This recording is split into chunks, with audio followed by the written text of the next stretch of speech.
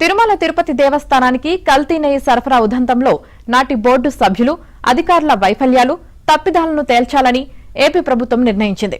దీనికోసం retired IAS ప్రభుత్వ మాజీ ప్రధాన కార్యదర్శి దినేష్ కుమార్ నేతృత్వంలో ఏకసభ్య కమిటీని నియమించింది.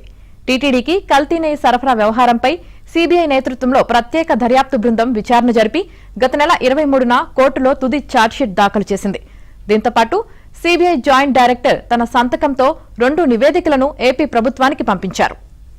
టెండర్ నిబంధనలను సడలించడం వల్లే కల్తీ నెయ్యి సరఫరాకు రాచబాటలు పడ్డాయని, ఇందులో నాటి అధికారుల పాత్ర ఉందని సీబీఐ జేడీ పంపించిన నోట్లో ఉంది.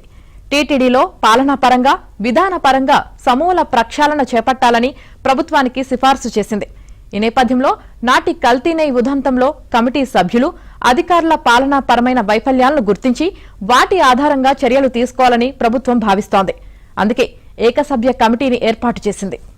కల్తీ నెయ్యి ఉదంతంపై సీబీఐ ప్రభుత్వానికి పంపించిన నోట్లను పరిశీలించి తప్పులు చేసిన నాటి బోర్డు సభ్యులు, సీనియర్ అధికారుల వైఫల్యాలు, తీసుకోవాల్సిన చర్యలపై ఈ కమిటీ ప్రభుత్వానికి నివేదిక సమర్పిస్తుందని ఉత్తర్వుల్లో పేర్కొన్నారు.